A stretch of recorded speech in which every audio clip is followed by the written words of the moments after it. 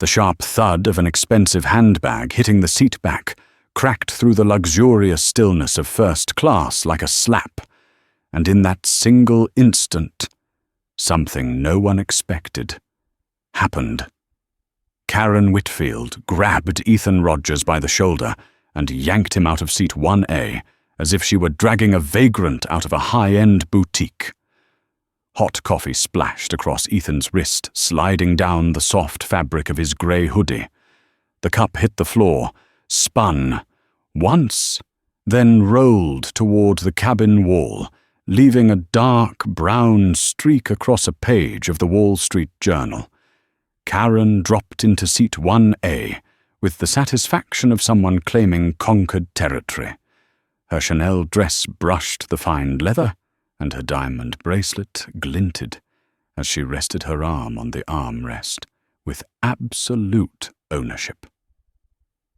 "Now this is the right place," she said, her voice cold, sharp, and sweet in the way only pure contempt could be. The cabin seemed to freeze. Ethan stood in the aisle, head tilted slightly under the low ceiling, but what truly squeezed the air from his lungs were the eyes, nearly 200 of them across the plane. Phones rose, capturing photos, recording video, live streaming. A teenage girl a few rows back, Amy Carter, swept her hair aside and whispered into her TikTok camera, "Oh my God, it is blowing up in here." Ethan tightened his grip on the boarding pass. The numbers 1A were blurred by coffee, but still clear. He breathed in deeply, keeping his voice steady, like someone who had lived through too many moments of being judged by appearance alone. But the sting in his chest was harder to swallow, the sharp ache of being treated like an object. No voice. No place. Footsteps pounded down the aisle. Sarah Mitchell, the blonde flight attendant with a perfect ponytail, appeared with a look of practiced alarm.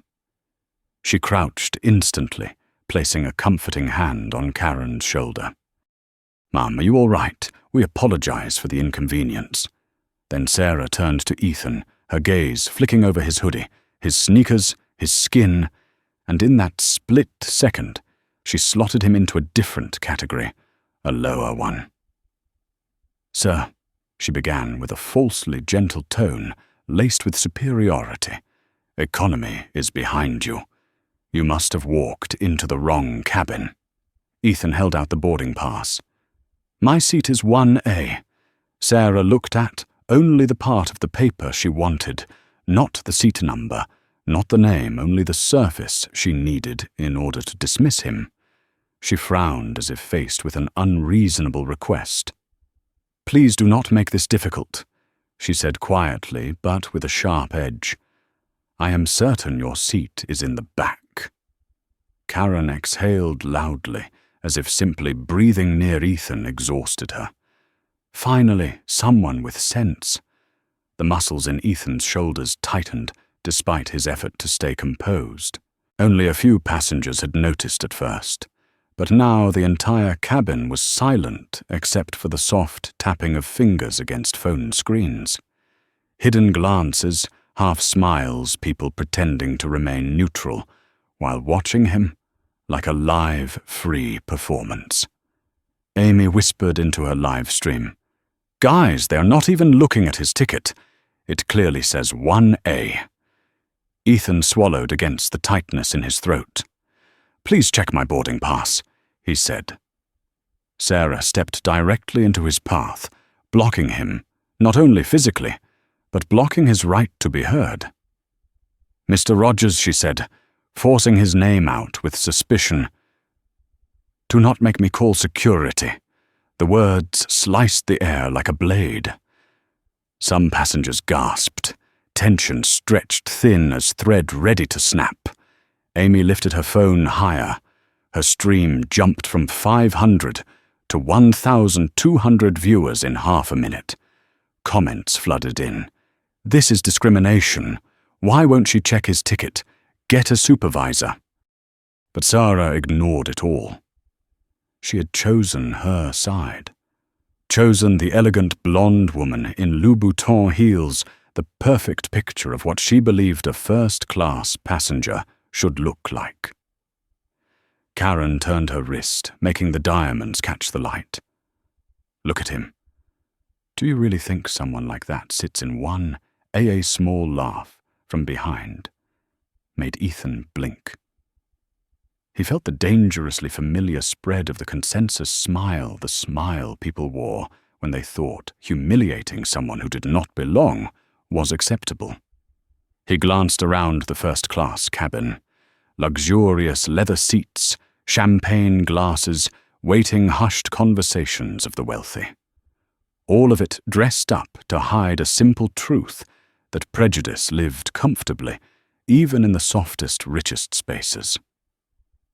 The aircraft door was about to close. Only minutes left. Instead of resolving the situation, Sarah leaned in, her tone heavy and final. "Sir, you have two choices. Go to the back, or I will call security right now." The last thread of Ethan's patience pulled tight. Not because of the seat. Not because of the stairs. But because of the familiar ache, the one he had known all his life, working twice as hard just to be considered equal. Yet all it took was a hoodie and an ignored ticket for everything he had earned to be dragged into the dirt. An older man several rows back spoke up, his voice trembling but firm. "Please just check the young man's ticket." Sarah whipped around. "I can manage the situation. Thank you." Ethan's eyes flicked toward the man, a brief hint of gratitude flickering through the fog of humiliation. Karen clasped her hands, raising her brows. "I cannot believe we are even discussing this. He clearly does not look like someone who belongs in first class, yet he insists." A heavy silence pressed down on the cabin. The air thickened until Ethan's slow, deep breaths were almost audible. Inside him, a decision was forming, quiet, cold, sharp as steel. Karen leaned back, her voice dripping with triumph. "I expect him to be removed immediately. I have a connecting flight in New York. I will not be delayed because of nonsense." Ethan opened his eyes fully. He looked at Karen. He looked at Sarah. He looked at the faces watching him like he was an intruder. And in that moment, slow and deliberate, he reached into his pocket. Not to resist. Not to justify himself. But to begin tearing the mask off the entire system right in front of the people who thought they understood who they were dealing with. In his mind, one sentence rose with absolute clarity. All right. It is time. The moment Ethan slipped his hand into his pocket, the entire first-class cabin held its breath. Not because he did anything threatening, but because deep down, everyone was waiting for the kind of reaction they believed fit their judgment of him. An outburst, an argument, a scene that would confirm they had been right about him from the beginning. But Ethan did none of that. He simply pulled out a phone. And that quiet calm made Sarah step back half a pace, as if his silence was more dangerous than any raised voice could ever be. Amy Carter whispered into her live stream, her voice trembling with excitement. "He is not arguing. He is about to do something big. You all need to watch this. The viewer count passed 3,000 in the first minute of what came next. The cabin speakers crackled to life. The aircraft door will close in 10 minutes. All passengers, please remain seated." The announcement faded, but its weight hung in the air like a countdown clock. Unease drifted through first class. Sarah looked at her watch, then at Ethan, then at Karen. In her pale blue eyes was an unshakable belief that she was doing the right thing, that letting Ethan sit in seat 1A would be a mistake, that he could not possibly be someone who belonged here. So Sarah said, her voice hard as glass, "I am repeating this for the last time. Please return to your correct seat." Ethan looked at her not with anger, but with a quiet disappointment, the kind of disappointment carried by people who had been underestimated far too many times. Then he spoke very softly. "I have been standing long enough. This is my seat." Karen let out a laugh, sharp and grating, like nails scraping across glass, confident too. How amusing. Some passengers shook their heads in agreement. Others looked away, avoiding involvement, yet all of them were watching. Footsteps sounded from the front of the aircraft. David Torres, the purser, appeared with the expression of someone preparing to deal with a misbehaving child. He was around 38 average-height eyes, dulled from the fatigue of the job, yet carrying the smug confidence of someone who believed he knew exactly who belonged in first class. "What is going on?" David asked, irritation slipping into his tone. Sarah immediately pointed at Ethan. "He refuses to leave the seat. He will not cooperate. I think his ticket has an issue." David turned to Ethan, but not to check anything. It was the kind of look that sized someone up, judged and condemned in half a second. "Hoodie. Sneakers. A man of color." The corner of David's mouth twitched. "Sir," he said, trying to sound polite, though his voice was cold, "let me see your boarding pass." Ethan handed over the coffee-stained ticket. David glanced at the edge of the paper for less than a heartbeat before lowering his hand. "The seat number is not clearly visible. This ticket may have been altered." Amy almost screamed into her phone. "They are not looking! They are not looking! Oh my God! Viewer count 4,800. Karen folded her arms, leaning back with a smirk. "I told you. People like that think one card is all it takes to sit somewhere fancy." A woman in seat 2C spoke up frustration, sharpening her voice.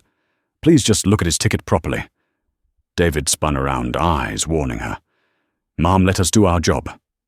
Ethan felt his heartbeat slowing. Not from fear.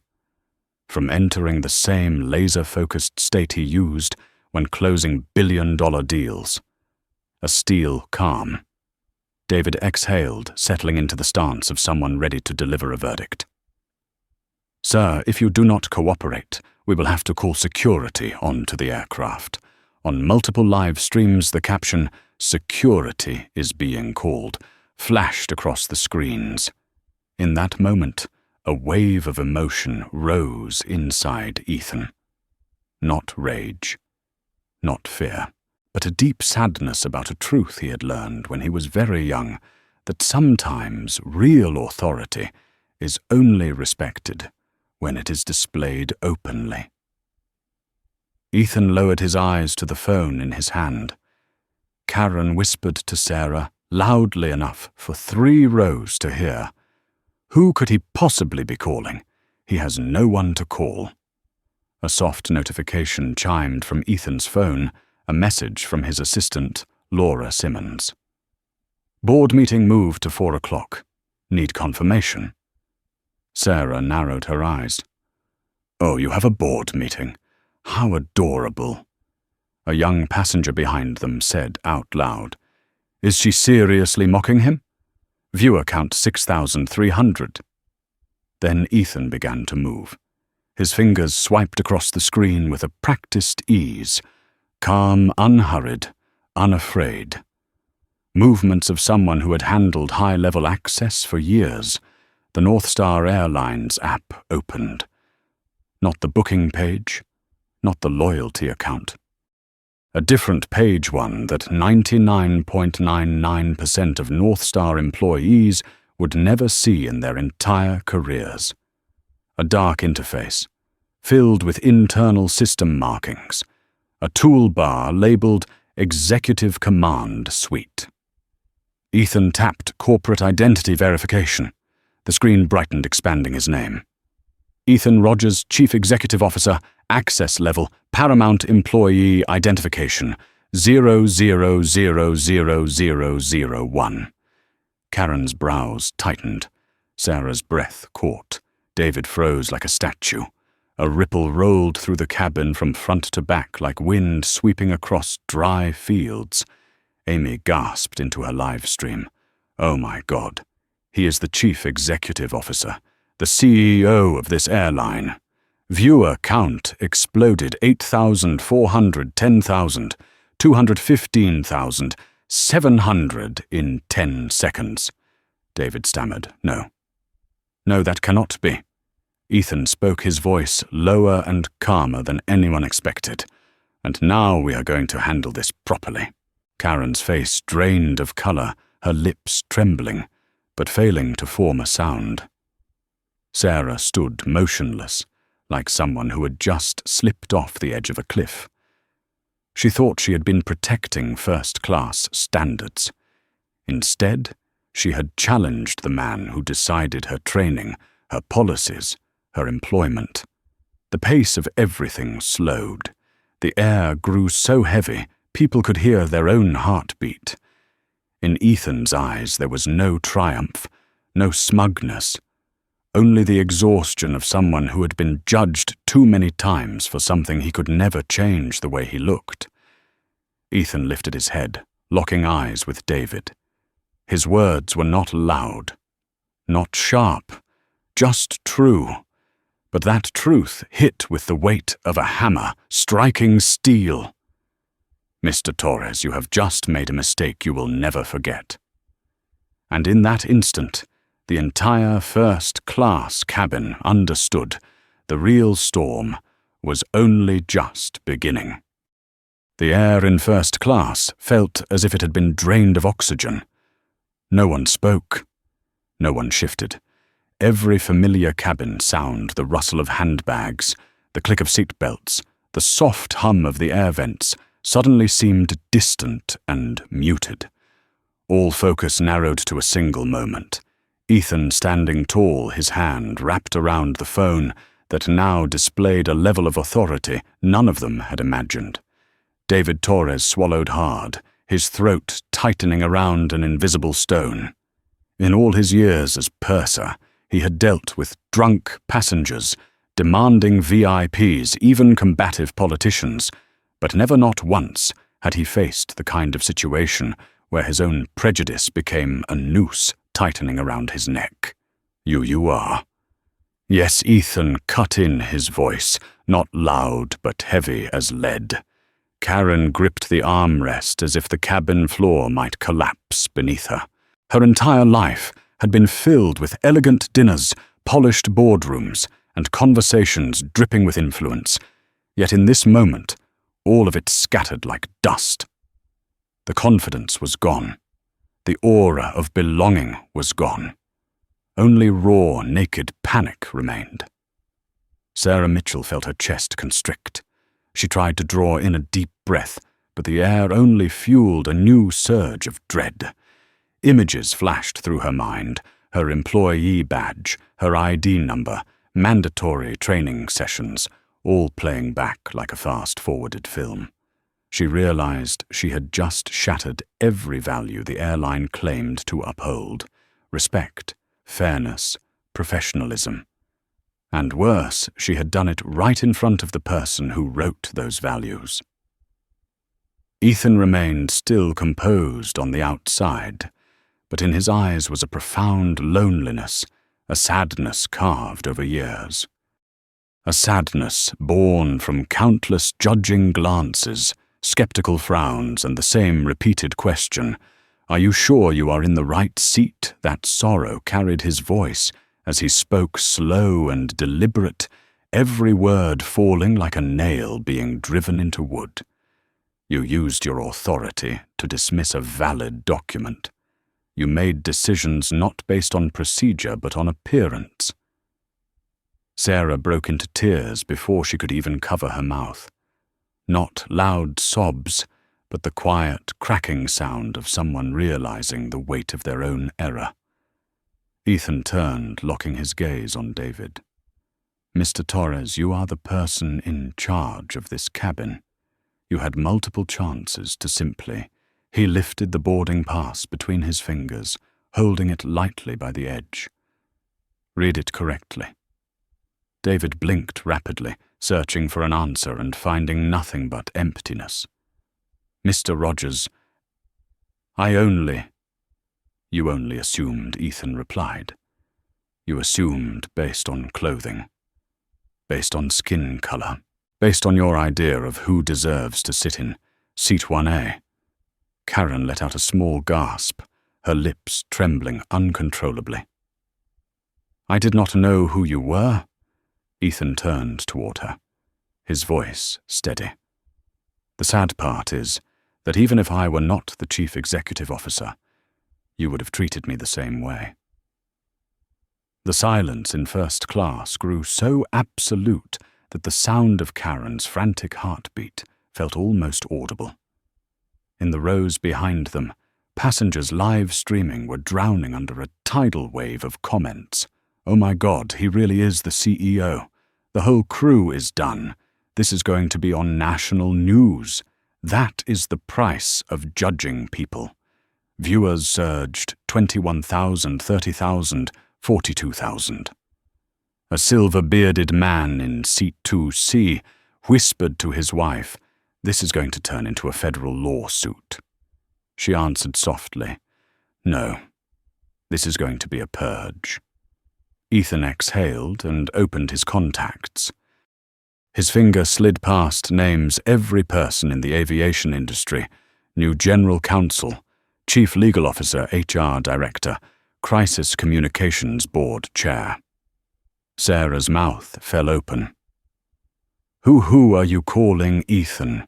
met her eyes without blinking. "The people responsible for handling severe employee misconduct." Karen jolted upright, then collapsed back into her seat, as if her legs had given out. "Mr. Rogers, please, I did not mean—" "You did," Ethan replied. "From the moment you said I did not belong here." Sarah sobbed harder. Michelle shook uncontrollably. James stepped back until his spine hit the overhead storage compartment. David stood frozen. Then Ethan pressed the call button. The phone switched to speaker mode. The ringing echoed through the cabin, slow and steady, each chime pounding into the chests of the 3 flight attendants and Karen. The ringing stopped. A firm female voice answered North Star Airlines legal department. "This is Patricia Hendricks." "Patricia, it is Ethan." Several passengers sucked in air as Patricia's tone shifted instantly. "Chief Executive Officer Rogers, where are you calling from?" "On flight 227 first class cabin. I need the legal team to prepare documentation for a major violation." Karen clutched the armrest, her nails digging into the leather. What kind of violation? Sir Patricia's voice grew tense. Discrimination, safety protocol violations, refusal to verify documentation, abuse of crew authority, and threatening a passenger with security without legitimate cause. The cabin erupted in hushed outrage. Patricia spoke quickly. "I will assemble the entire team immediately." "What do you need first?" "I need the personnel files for Purser, David Torres, flight attendant, Sarah Mitchell, Michelle Rodriguez, and James Porter." Immediately. David looked as if he had been struck. The phone's audio carried across the plane. "Understood, sir. We will act at once." The call ended. Silence fell. Ethan looked at the 3 attendants, then at Karen. His voice landed like the final blow of a judge's gavel. "This is only the beginning." And at that exact moment, the security team appeared at the front of the cabin, not to confront Ethan, but to witness the fallout of a moment the entire airline industry would remember for years to come. The first-class door swung open so sharply that several passengers jumped. 2 airport security officers stepped inside. Officer Mark Williams, a black man in his mid-40s with a steady build and seasoned eyes, and Officer Linda Carter, an Asian woman in her early 30s, quick yet composed. Both stopped the moment they sensed the suffocating tension permeating the cabin. Dozens of phones were raised like a forest of antennas. Every gaze was pinned to Ethan Rogers, standing in the aisle across from Purser, David Torres and the 3 flight attendants. Linda scanned the scene, taking in the unsettling details, the heavy silence, the pale and shaken crew members, the eager faces of passengers, and at least 8 live streams broadcasting directly toward her. "What is happening here?" Mark asked, his tone neutral but sharp as a blade. David stepped forward, trying to recover the air of authority he depended on, but the faint tremor in his lips betrayed him. "Officers, this passenger," he pointed at Ethan, "refused to leave a seat that is not his. He is obstructing the flight and causing a disturbance." A wave of outraged gasps rippled through the cabin. Linda took a quick look at Ethan. There was no aggression, no threatening movement, only a man standing calmly, unnervingly composed. So Linda said professionally, "May we see your boarding pass?" Ethan handed her the coffee-stained paper. Linda examined every line, every seat number, every code, then raised her eyes to meet his, and Ethan looked back with no pleading, no fear, only the exhaustion of someone who had spent a lifetime proving himself. Linda turned to Mark, her voice low, but unmistakably clear. "1A. Name Ethan Rogers. Valid ticket." David jolted as if struck by electricity. "No, impossible. His ticket looks very irregular. I am certain Mark cut him off with a glare sharp enough to slice steel." "Mr. Torres, do you have any evidence?" David opened his mouth, but not a single word emerged. Sarah looked away as tears pooled on her lashes. Michelle clasped her hand so tightly her nails dug into her skin. James bit his lower lip, shaking. Karen twisted the strap of her Chanel bag in her lap, whispering soundlessly. Mark approached Ethan slowly. "Mr. Rogers, can you tell us what happened?" Ethan faced the 2 officers, his voice soft as a breath, yet clear enough for everyone to hear.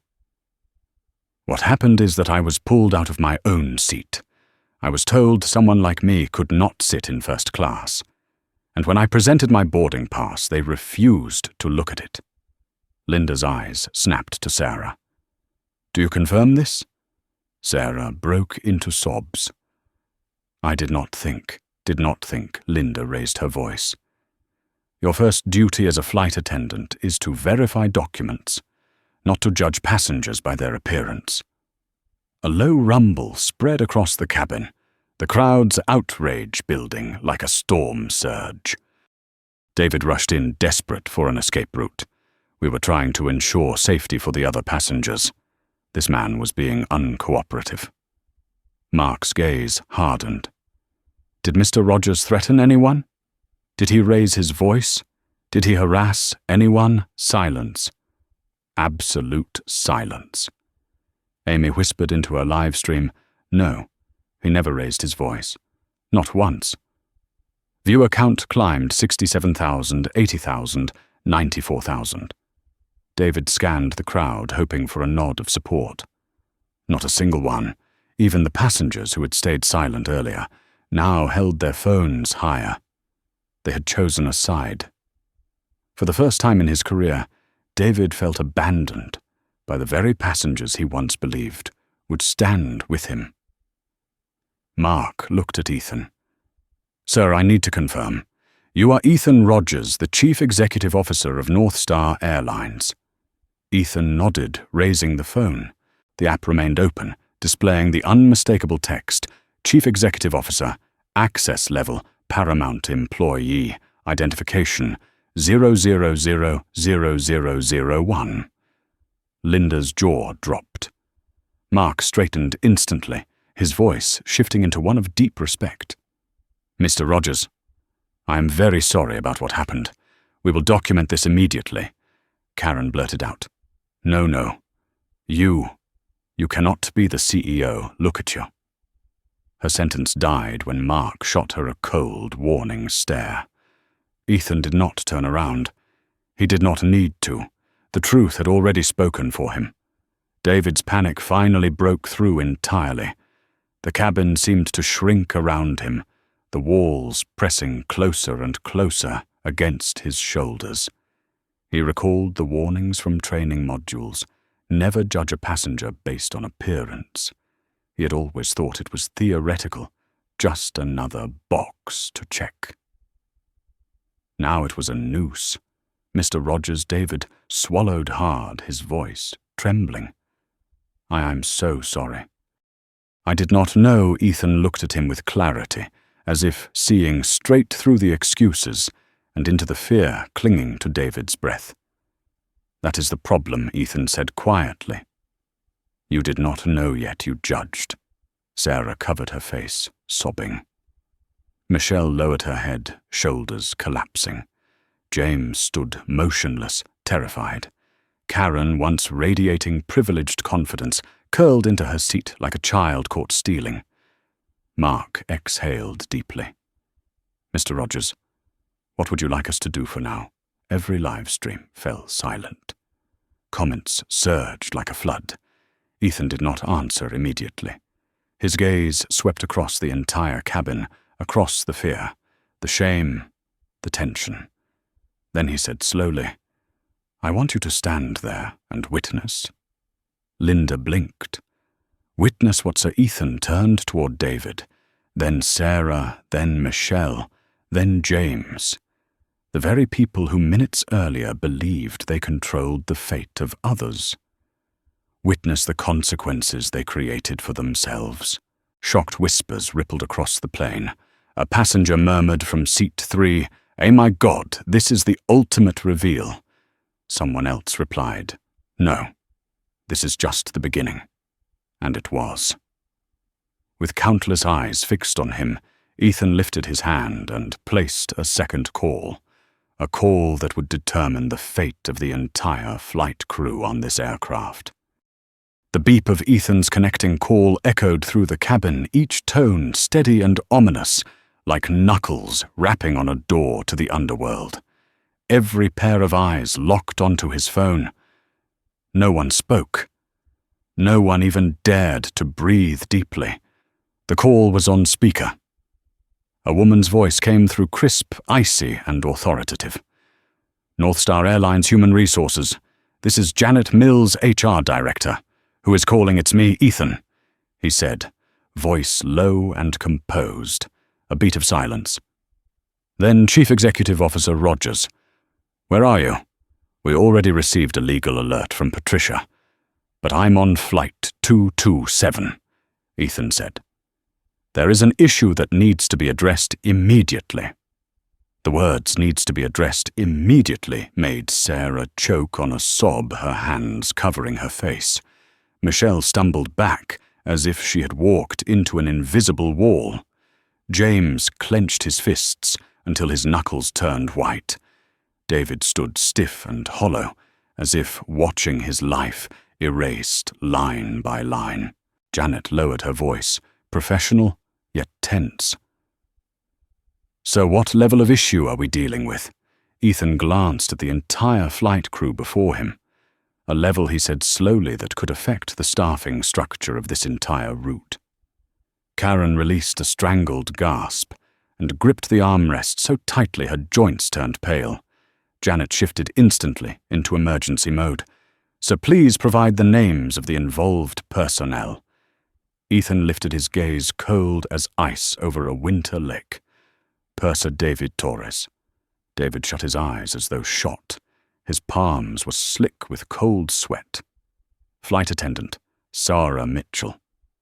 Sarah collapsed into an empty seat, half hiding her face, shoulders shaking uncontrollably. "Flight attendant Michelle Rodriguez." Michelle clutched the strap of her apron, feeling her 15 years of service hanging by a thread. And James Porter. James sucked in a sharp breath, holding the seat back, as if the cabin floor might open and swallow him. Janet typed rapidly. The clicking through the speaker sounded like nails being hammered into a coffin. "Mr. Rogers, please describe their violations in detail." Ethan looked at the crew, not with anger, but with the heavy weight of truth. "They refused to check my valid boarding pass. They judged me based on appearance. They removed me from my seat without any evidence. They threatened to call security because I wasn't cooperating when they were the ones ignoring procedure. They harassed, insulted, and colluded with a passenger to push me out of my seat. With each sentence, the mood of the cabin shifted: shock, outrage, then complete silence. Janet spoke with the gravity of a judge. Severe service violations, racial bias, abuse of authority, and endangering the customer experience. "I have noted everything," Karen murmured, like someone drifting through a nightmare. "Oh my God," Ethan continued. "I need immediate disciplinary action in the presence of passengers and airport security." Janet asked, "What disciplinary level do you request, sir?" The air seemed to hold still before the hammer fell. Ethan looked at David first. "Purser, David Torres, you are terminated effective immediately without severance, with a documented reason included in your file. Your name will also be placed on the Do Not Rehire list for all partner airlines." David's color drained. His knees buckled, and he clutched a seat back to stay upright. Officer Linda's eyes widened at the severity. Officer Mark simply nodded, recognizing the punishment as fitting. Ethan turned to Sarah. "Sarah Mitchell, you are suspended for 6 months without pay. After that, you must complete advanced bias training, undergo a personality assessment, and pass a skills re-evaluation before you are considered for reinstatement." Sarah broke into uncontrollable sobs. "Please, please, sir, I didn't mean." Ethan shook his head. "Not meaning harm does not undo harm." He turned to Michelle. "Michelle Rodriguez, you are demoted to a lower rank, your salary reduced by 15% for 2 years, and you are required to complete 100 hours of retraining under direct supervision." Michelle covered her mouth with trembling fingers.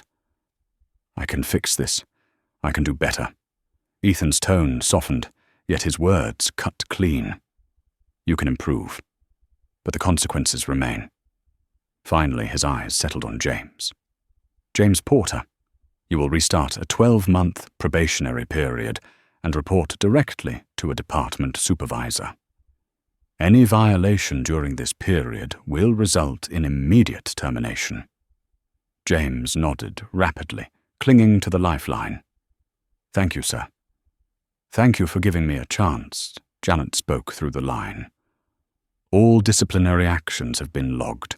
I will send official documents immediately. Do you require anything further?" "Yes," Ethan said. "Activate a full crew conduct audit for all long-haul routes within the next 48 hours. Understood." The call ended. The cabin went silent. No applause. No cheers. Only the stunned quiet of people who had just witnessed the collapse of prejudice in real time, a moment they would never forget. Ethan looked at each of them one more time. In his eyes lay a gentle ache, not triumph, not vengeance, but the tired sadness of someone who had spent his life proving his worth in a world too quick to judge. Then he spoke slow, clear, each word etched like steel. "This is not a lesson for me. This is a lesson for all of us." A whisper rose from the back. "My God, he is not punishing them because he has power. He is punishing the system." And Ethan, he exhaled softly, closed his eyes. The next storm was approaching, because there was still one person left unaddressed: Karen Whitfield. Everyone knew without being told. The next part was for one person only: The woman trembling in seat 1A, the seat she had ripped from its rightful owner, no longer carried the elegance or authority of a few minutes earlier. Karen Whitfield now looked like someone whose armor of illusion had been stripped away after years of wearing it. She stared at Ethan as if staring at a death sentence. Under the cold white cabin lights, her face had drained to a greyish pale, her lipstick faded, her wide eyes filled with panic, a sharp contrast to the proud woman who had loudly declared moments earlier that someone like him cannot sit in 1A. Ethan walked slowly toward the front row. Each step echoed inside Karen's chest like a hammer striking her rib cage. Officer Mark Williams and Officer Linda Carter stood nearby, neither interfering. They understood they were witnessing a disciplinary process, unlike anything in aviation history. The passengers remained silent, some holding their phones so tightly their hands shook with adrenaline. Ethan stopped directly beside seat 1A. Karen bowed her head, her hands trembling violently on her lap, as if clinging to the last shreds of pride. "Mrs. Whitfield," Ethan said, his voice low, clear, and impossibly calm. A voice not loud, yet weighted like a hammer falling onto stone. Karen flinched as though struck. "Mr. Rogers, please, sir." A moment ago, Ethan continued. "You dragged me out of my own seat. You told me I did not belong here. You told me to move to the back." Karen gasped through shallow breaths, tears streaking down her face. I did not know who you were. I only—" Ethan stopped her with a single word, sharp as a blade. Karen froze. "You did it because you believed you had the right, because you believed someone wearing a hoodie could not sit beside your diamonds, because you believed someone like me didn't have a place in this cabin." Karen shook her head desperately. "No, I am not racist. I just judged." Ethan finished her sentence with precise accuracy. Karen bit her lip as tears streamed down her cheeks. Ethan's voice never rose. It did not need to. His calmness cut deeper than anger ever could. His authority came from truth and from a position in this cabin no one had imagined. He lifted his phone, tapped an icon. Karen's LinkedIn profile filled the screen. The text was painfully clear. Karen Whitfield, Senior Marketing Director, Coca-Cola Company, Chairwoman, Diversity and Inclusion Committee. Her most recent post: "We must fight all forms of bias. No exceptions, no excuses." A wave of gasps swept through the cabin. Amy, still live-streaming, whispered, oh my God, this is unreal." Viewers surged to 153,000 and kept climbing. Karen stared at the screen as if it were a mirror, exposing the hypocrisy she had worn like a crown for years, and that mirror was shattering piece by piece, collapsing at her feet. Mrs. Whitfield, Ethan said, eyes still on the screen, "You assaulted me, insulted me, humiliated me in front of the entire cabin. And you did all of that while leading your company's diversity committee." Karen could not speak. Only choked sobs rose from her throat. Ethan lowered the phone, his eyes meeting hers. No anger. No revenge. Only truth. "You have two choices." The entire cabin leaned toward him, as if the air itself were listening. Karen whimpered, Please do not destroy me." Ethan remained steady. "Your first option, you record a public apology and post it across all of your social media platforms. You complete 200 hours of community service at civil rights centers. You undergo 6 months of anti-bias counseling, and you will be under permanent monitoring when flying." Karen covered her mouth, her eyes wide with horror. Ethan continued, "Your second option. I forward this video to the Coca-Cola Executive Office, to federal civil rights authorities, and I file a Title II Civil Rights Act lawsuit. You will face civil penalties that may reach up to $500,000. And you will be banned from all North Star and partner airline flights. A woman in seat 2C whispered, "Dear God, the second option is hell." The man beside her said quietly, "No, it is the price of cruelty." Karen sobbed uncontrollably. "Mr. Rogers, please, I beg you." "I do not beg me," Ethan said, his voice soft as a breeze. "Beg the people you looked down on." Karen looked around the cabin. Every pair of eyes was on her. Not hateful, not vicious, but the eyes of people who had just witnessed the truth she had spent years concealing. "Which do you choose?" Ethan asked. Karen swallowed her throat raw as if filled with stones. "I choose option 1. She burst into loud, broken sobs. "I am sorry. I will do everything." Mark Williams nodded. "Your choice has been recorded." Ethan bowed his head, slightly, not triumphant, not proud, simply acknowledging that a portion of justice had been restored. He said softly, yet the words carried far, "You will begin your apology the moment we land." Karen nodded over and over, mascara streaking down her cheeks.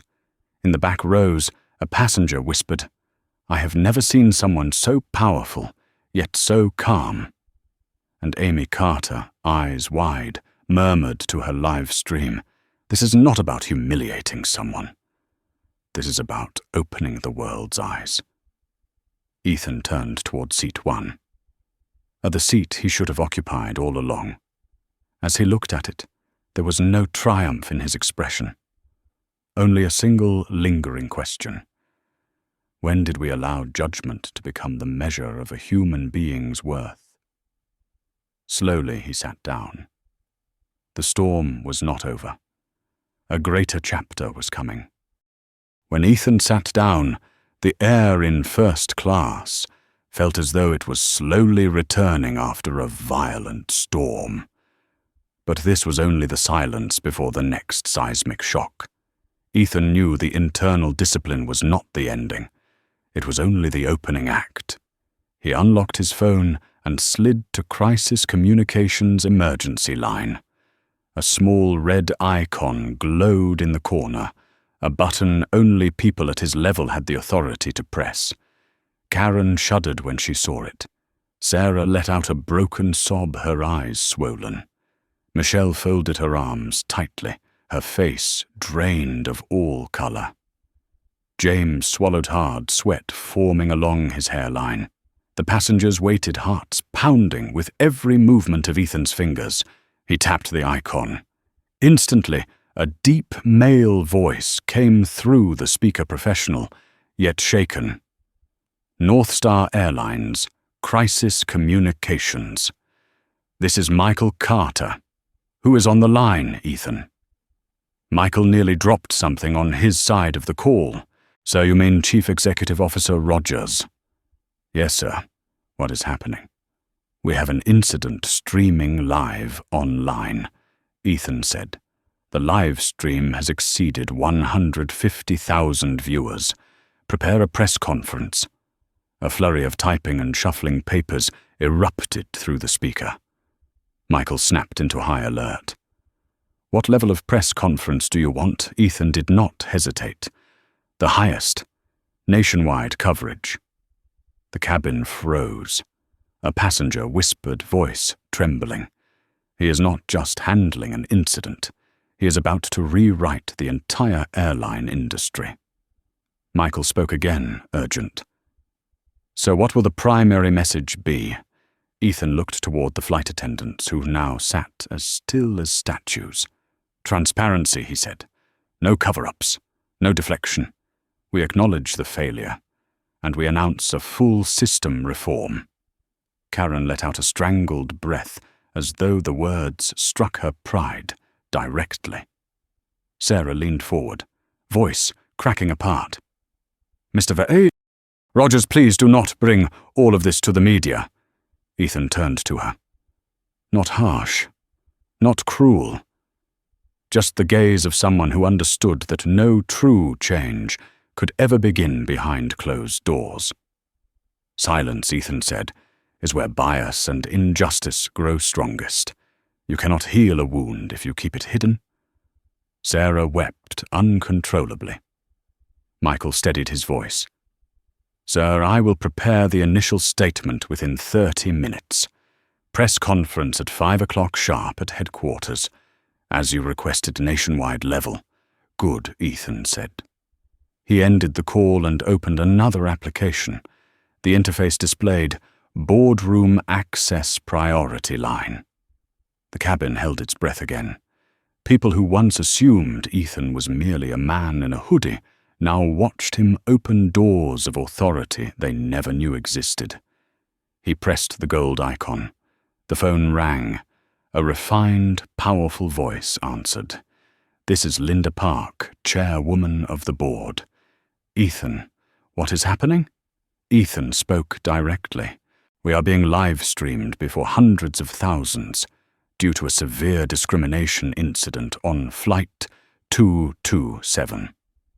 I have already handled the personnel. Now we need an emergency session. Linda inhaled sharply the weight of the situation, hitting immediately. Understood. I will assemble the members. What will the meeting cover? Ethan replied. We set a new standard for the entire aviation industry. A bias-free standard other airlines will have to learn from. A passenger in seat 4, A murmured, My God, this is literally how one man changes a system. Linda continued, Ethan, you want to do this now? Today, as soon as possible, Ethan said, before the media storm explodes. Linda exhaled. I will open the boardroom in 20 minutes. Call me the moment you land. The line disconnected. Karen inhaled shakily, palms sweating through her expensive manicure. You really plan to take this nationwide? Ethan did not turn to her. His voice was soft, yet immovable as stone. I am not taking it nationwide. Your actions and theirs already did. Karen lowered her head, tears streaming uncontrollably. She was used to a world where the mistakes of the wealthy were always cleaned up quietly. But she had never prepared for a world where the person she looked down upon was the very architect of the system she relied on. Ethan returned his phone to the home screen. Another icon appeared, Internal Broadcast. This tool allowed him to send a message to all 43,000 North Star Airlines employees simultaneously. He opened it, typed a short message. Prepare for the announcement of new policy. Zero tolerance, bias protocol. Mandatory body cameras. 24/7 bias reporting system. Quarterly recertification training. Full restructuring of international flight attendant procedures. Details to follow after board meeting. Ethan Rogers. He pressed send. The message traveled instantly through airports, offices, and training centers across the country, from Los Angeles to New York, from Seattle to Houston. In Atlanta, a flight attendant, prepping for another flight, exclaimed, What just happened? A CEO broadcast. First time in forever. In Tokyo, a division chief frowned at the notification. This is a massive move. Very massive. In the cabin, Ethan set his phone on the folding tray. Officer Mark Williams, older with streaks of grey in his hair, approached him slowly. Mr. Rogers, he said softly, in my 15 years in this job, I have seen powerful people choose silence. But never have I seen someone stand up like this. And for the right reason. Ethan looked at him for a moment. There was no pride in his eyes, only the heaviness of someone who had endured judgment for far too long. This is not the first time, Ethan said. It is only the first time I decided not to tolerate it anymore. Linda nodded, her voice tight. We will record everything, exactly as you ordered. From the back of the cabin, a young voice called out. Mr. Ethan, Everyone turned. Amy Carter, the 16-year-old who had live-streamed the entire event, stood there, her face flushed. Her phone showed 183,000 viewers watching live. She looked at Ethan with eyes he would remember for the rest of his life, grateful, respectful, and newly awakened to a reality people her age rarely witness. "The whole world is watching you," Amy whispered. "And they are on your side." Ethan smiled softly. A small smile, but the first genuine one since this all began. The first storm had passed, but he knew one truth: the next one would be even bigger. Because this time the storm would not fall on individuals. It would fall on the entire aviation industry. The cabin lights shifted to a warm, golden hue as the aircraft prepared to taxi toward the runway, but no one noticed the gentle movement of the fuselage.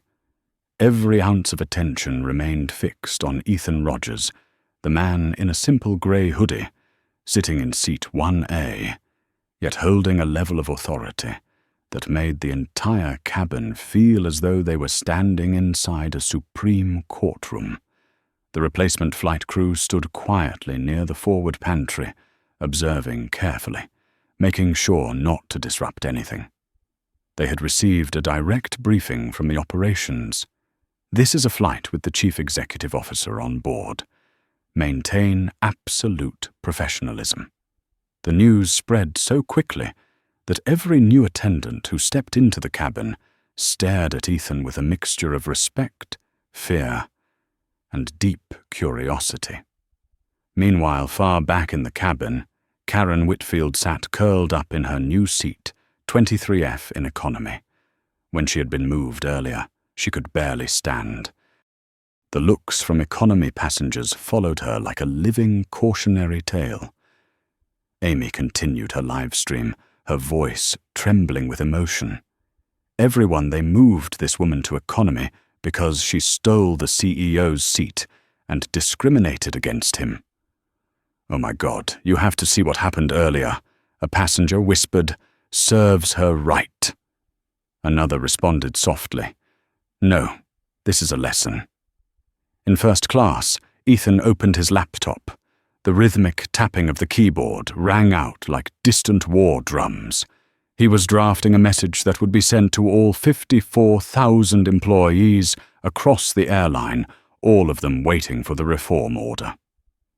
The words appeared on the screen. Today, a passenger was judged not by his ticket, but by his appearance. Today, protocol was forgotten because of bias.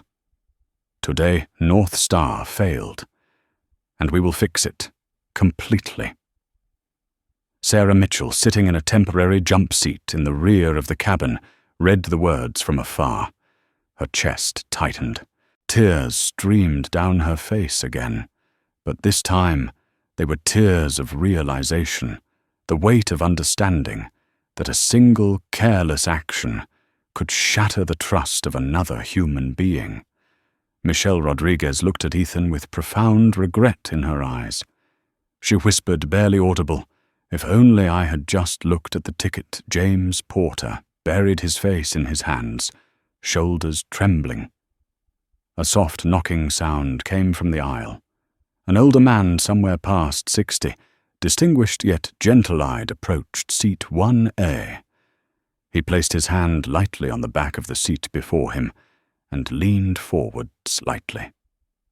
"Mr. Rogers," he said warmly, "I just wanted to thank you." Ethan looked up, surprise flickering across his features.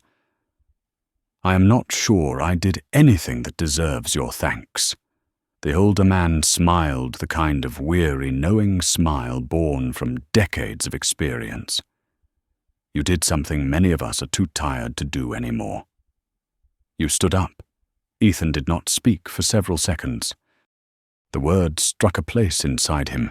He had long buried all the times he had been doubted, judged, questioned with that familiar phrase. "Are you sure you belong there?" All the times he had chosen silence, to keep peace, to avoid trouble, to stay contained. The man continued. You did not just stand up for yourself. You stood up for everyone who has ever been underestimated. Thank you for that. Ethan nodded in gratitude, though his expression briefly revealed a deep sadness. The old man walked away, leaving behind a heavy, thoughtful quiet. The cabin lightly trembled as the aircraft began to roll, but inside everything felt still like water, waiting for the first breeze to break its surface. A new flight attendant, Anna Smith, about 29, approached Ethan. She bowed her head respectfully in the protocol reserved for senior leadership. Mr. Rogers, I would like to offer you a pre-departure beverage. Would you like water tea or champagne? Ethan looked at her for a moment. Then he spoke gently, but with unmistakable intention. I would like every employee on this aircraft to be served water first. Anna blinked, stunned. Then she bowed deeply. Yes, sir. She turned to the replacement crew and whispered, Begin service from the back. The CEO requested it. A soft wave of approving murmurs rose from the passengers. For the first time during this turbulent flight, the air felt warm. Ethan did not elaborate, but everyone understood the message every passenger deserves kindness no matter where they sit. When Anna returned with a glass of water for seat 1, Ethan was staring out the window. The afternoon sunlight fell across his face, illuminating the weariness and the resolve beneath. Sir Anna said softly, Your water. He accepted it with a small nod. A simple moment, yet painfully symbolic. Minutes earlier, no one had bothered to look at his boarding pass. Now they treated him like the single most important person on the aircraft. Amy whispered into her live stream, This is the saddest part. A hoodie made them treat him differently until they found out he was the CEO. A young man behind her replied, That is exactly why this needs to be talked about. At that moment, a soft ping came from Ethan's phone, a message from his secretary. Press conference ready. Board of directors waiting in New York. Car arranged. National media gathering. Ethan exhaled quietly, eyes closing for a brief instant. It is almost time, he murmured.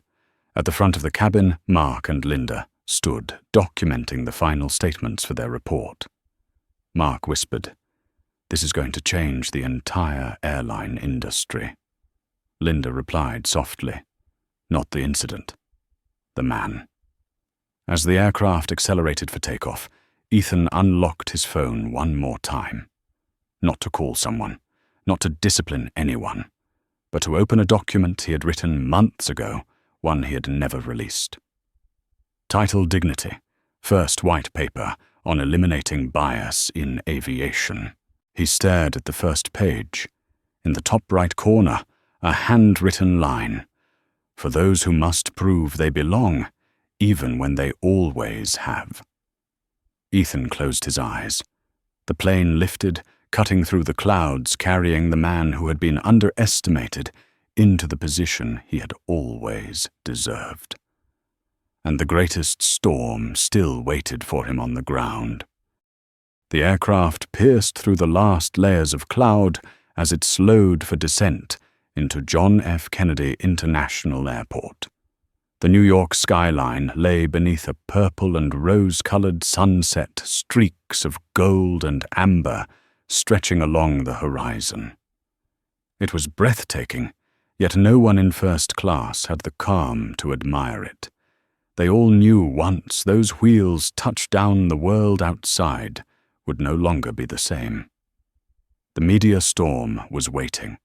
Ethan Rogers opened his eyes, drawing in a long breath, his hand resting on the folded tray table.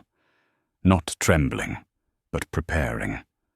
A man who had steered billion-dollar crises could not afford to be swayed by emotion, yet deep in his chest sat a heavy ache, not for what was coming, but for the truth revealed today. A hoodie, a skin tone, a judging glance, and a reversal that changed everything. "Prepare for landing," the pilot announced. "We will touch down in 3 minutes." Sarah Mitchell sat on the jump seat, her fingers interlocked so tightly they turned white. She had cried for the last 30 minutes of the flight, not from fear of losing her job, but from the cold realization hitting her like winter wind she had become the very thing she once promised herself she would never be. Michelle remained silent, her eyes red, but carrying a new determination, the determination to make this right. James Porter lowered his head, unable to meet anyone's gaze. David Torres, now handcuffed, stood beside 2 TSA officers near the front cabin, waiting to be escorted out the moment they landed. In seat 23, F. Karen Whitfield curled into herself like a castaway at sea. Her mascara streaked down her cheeks, her lips trembling. She dared not check her phone again. Every incoming notification was a blade of public humiliation. Inside Amy Carter's live stream window, the number blinked 247,000 viewers watching live. Amy whispered, "The whole country is waiting to see what happens when the plane lands. Mr. Ethan, he is about to change everything." Comments exploded. "This is going to be history. Wish everyone could stay as calm as he is. Cannot believe this is 2025, but also cannot believe I am witnessing this change." The wheels touched the runway, a soft impact, the entire cabin trembling slightly. Ethan opened his eyes. In that moment, everything felt suspended between 2 worlds, the old world built on prejudice, and the new world about to be shaped by the man sitting quietly in seat 1A. The plane slowed and taxied toward the gate. Outside the window, flashing lights of airport police cars, security vehicles, and service trucks formed what looked like an incoming battalion. But they weren't here to escort a VIP. They were here to document a discrimination case shaking the entire internet.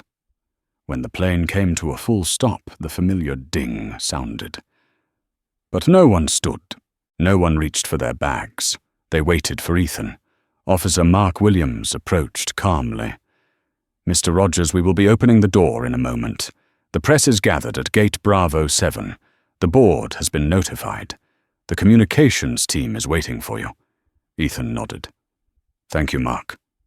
Mark stepped back, unable to hide the respect in his eyes. The aircraft door opened, not to shouting, not to chaos, but to a wall of blinding white light.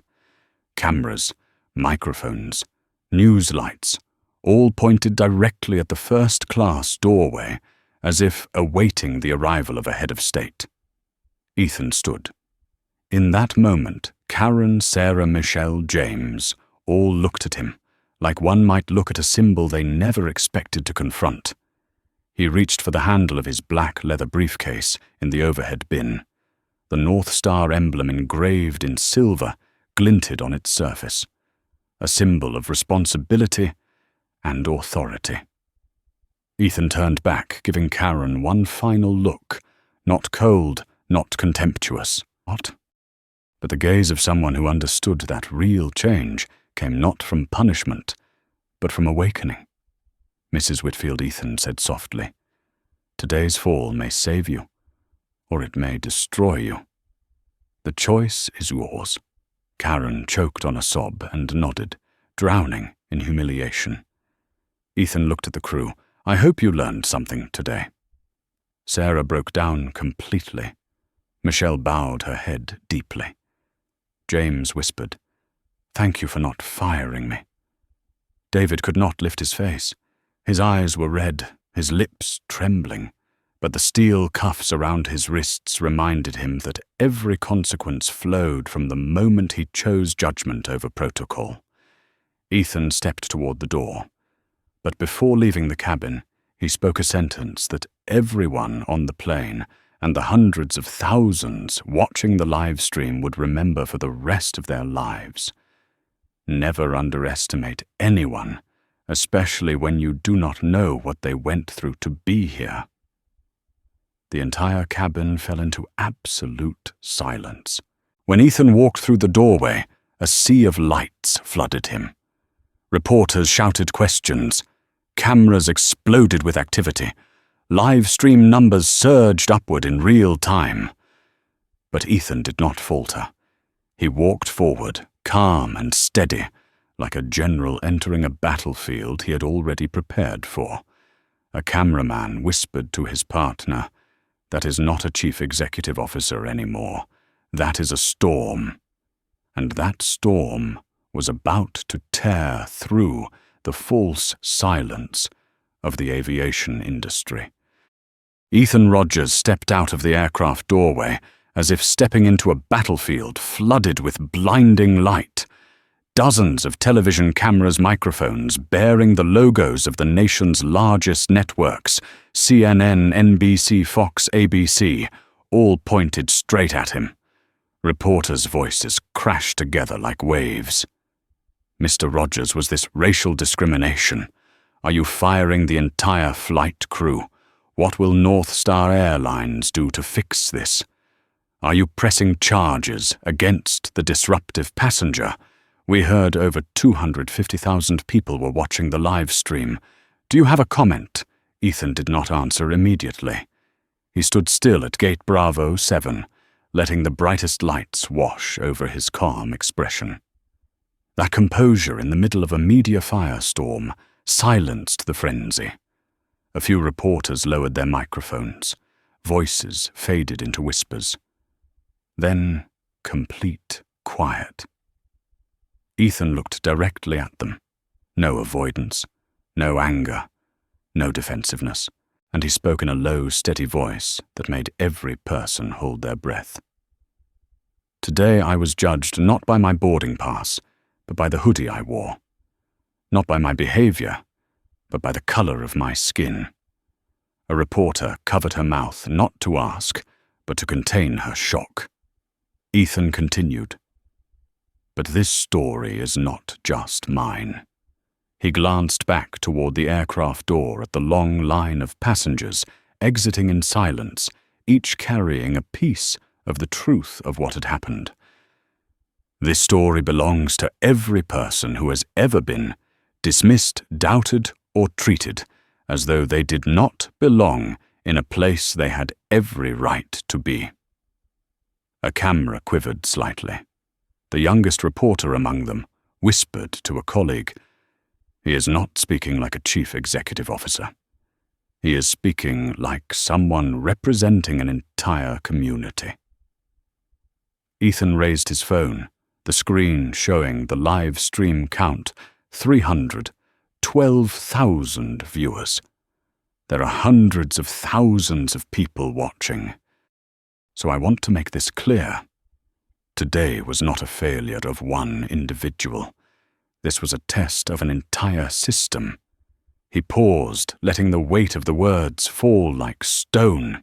"And North Star Airlines under my leadership will not run from that test." A reporter stepped forward, her voice trembling. "Mr. Rogers, what will you do next?" Ethan looked straight into the cameras, as if speaking to the millions who would watch this footage later. "I will change the way the aviation industry treats people forever."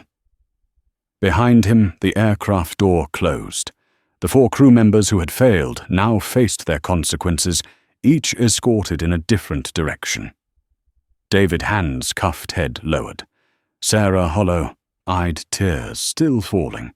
Michelle trying to stay composed as her shoulders trembled.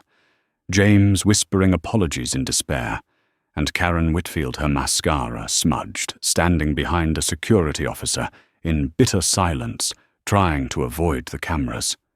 But the cameras found her anyway, a story of hypocrisy, exposed to an entire nation. Ethan continued, "Starting tomorrow, all North Star staff, from gate agents to flight attendants to supervisors, will wear body cameras. Every interaction will be recorded. No one will ever again replace procedure with personal judgment. Another reporter spoke quickly. "Is this the decision of the board of directors or yours?" Ethan answered, "Mine." I called the chairwoman of the board before the plane landed. The press conference begins in 30 minutes. Silence swept the area around Gate Bravo 7, the silence of people witnessing history. Ethan turned toward the passengers, the witnesses to the entire event. "I want to thank those who stood up, the man who asked them to check my ticket, the woman who challenged their refusal to verify, and especially the young lady who live-streamed so the truth couldn't be twisted." Amy Carter stood not far away, her phone in hand. She raised her hand to her mouth, eyes glossy with emotion. Ethan smiled gently. "Thank you, Amy. You helped the world see what so many pretend not to see." The viewer count climbed 327,000, 345,000, 368,000. An older reporter asked Mr. Rogers, "What do you want people to remember about today?" Ethan drew a deep breath. A cold breeze drifted through the airport windows, lifting the edge of his hoodie. "I want them to remember that respect is not something you have to earn. Respect is a basic human right." He looked directly into the nearest camera. No one has the right to decide where you belong based on how you look. A woman watching the live stream at the gate broke into tears, her hand covering her mouth. Ethan bowed his head slightly, then spoke his final words, the ones carrying the weight of an entire life spent being underestimated. "And I want people to understand, we cannot change the past. But we can change the system that allowed the past to repeat." Ethan walked forward, steady, with purpose, toward the row of press rooms where an entire nation awaited the reform he was about to announce. The man in the grey hoodie blended into the airport's blue and white lights, but the aura surrounding him was unmistakable. A staff worker whispered, "That is not a CEO anymore."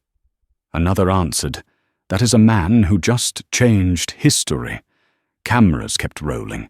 Live streams kept climbing. The world kept watching.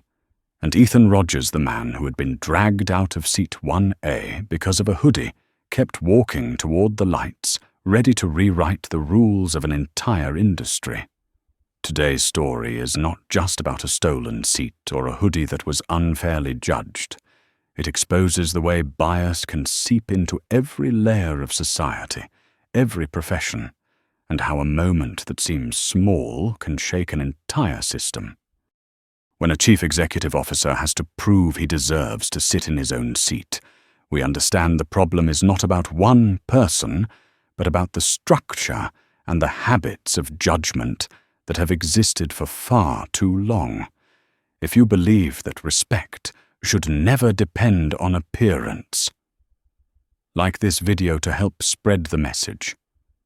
Remember to subscribe so you do not miss more stories that speak to justice and human dignity. And leave a comment with the phrase, "No judgment."